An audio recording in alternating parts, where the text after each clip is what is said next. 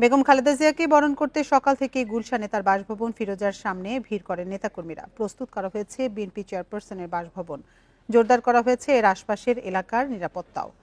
দায়িত্ব পালন করছেন সেনাবাহিনী সহ আইন শৃঙ্খলা রক্ষাকারী বাহিনীর বিভিন্ন পর্যায়ের সদস্যরা। ফিরোজার সামনের সড়কটি গাড়ি চলাচলে আটকে দেওয়া হয়েছে, শুধু হেঁটে চলাচল করতে একটু শিথিল রাখা হয়েছে।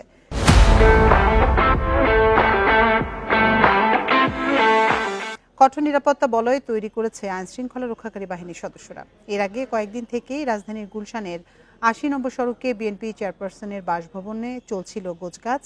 বাড়ির সামনের সবুজ আঙিনা সাজানো হয়েছে ফুল গাছের টব দিয়ে।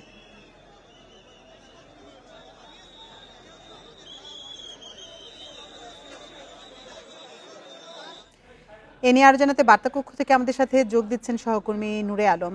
নূরে আলম, বেগম জিয়ার বাসভবন ফিরোজার সামনে এখনো নেতাকর্মীরা ভিড় করছেন। আপনি তো সারাদিনই এটি ফলো করেছেন, সবশেষ আসলে কি পরিস্থিতি দেখে এসেছেন আপনি আমাদের জানাবেন।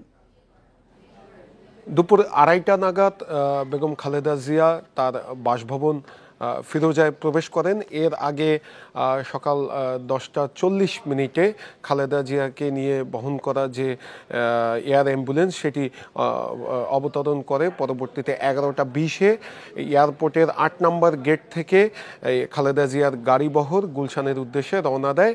আমরা দেখি যে বিপুল সংখ্যক নেতাকর্মী সেই এয়ারপোর্ট থেকে শুরু করে নেভি হেডকোয়ার্টার পর্যন্ত দুই পাশের সড়কে অবস্থান নেয়। শুধুমাত্র নেতাকর্মীরাই নয়, সাধারণ মানুষের ঢলনামে তারা বিভিন্ন অনেকে ফুল প্লাকার্ড নিয়ে তারা অভ্যর্থনা জানান বেগম খালেদা জিয়াকে। সেই সঙ্গে জাতীয় পতাকা এবং দলীয় পতাকা হাতে খালেদা জিয়াকে অভ্যর্থনা জানান এবং ফিরোজার সামনে দুপুর ২:৩০ নাগাদ পৌঁছান বেগম খালেদা জিয়া। এরপরে তিনি নিজে হেঁটেই তার বাসভবনে প্রবেশ করেন। এর আগে যখন চিকিৎসার জন্য তিনি যান তখন হুইল চেয়ারে করে তিনি বাসা থেকে বের হন, আর আজকে তিনি নিজে হেঁটে বাসায় প্রবেশ করেছেন। আর নেতাকর্মীরা বলছেন যে গত ১৬ বছরে যে স্বৈর শাসনের সবচেয়ে বেশি নিপীড়িত ছিলেন বেগম খালেদা জিয়া, তার নামে মিথ্যা মামলা দিয়ে, প্রতিহিংসা পরায়ণতার থেকে মিথ্যা মামলা দিয়ে তাকে জেলে পাঠানো হয়। এরপরে তাকে চিকিৎসা নিতে দেওয়া হয়নি। বারবার আবেদন করার পরও তাকে দেশের বাইরে সুচিকিৎসা নিতে যেতে দেওয়া হয়নি। গত ৫ আগস্ট ছাত্র জনতার গণ অভ্যুত্থানের মুখে হাসিনা সরকারের পতনের পর আবার নতুন বাংলাদেশ এবং নতুনভাবে মানুষ স্বস্তির নিঃশ্বাস ফেলে। সেই সঙ্গে বিএনপির নেতা কর্মীরাও স্বাভাবিক জীবনে ফিরে আসে। এর ফলশ্রুতিতে আমরা দেখেছি যে গত জানুয়ারি মাসে বেগম খালেদা জিয়া চিকিৎসা নিতে লন্ডনে যান এবং তার যাওয়ার সময়ও বিপুল সংখ্যক নেতাকর্মী তাকে এয়ারপোর্ট পর্যন্ত দিয়ে আসে।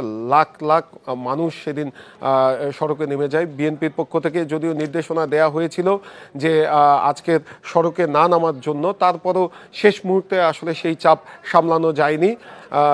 তারপরে অনেকটাই সুশৃঙ্খলভাবে এই খালেদা জিয়ার গাড়িবহর এই গুলশানে যায় এবং আইনশৃঙ্খলা পরিস্থিতি ছিল কঠোর, আইনশৃঙ্খলা পরিস্থিতি ছিল এবং নিরাপত্তা ব্যবস্থাও খুব জোরালো ছিল।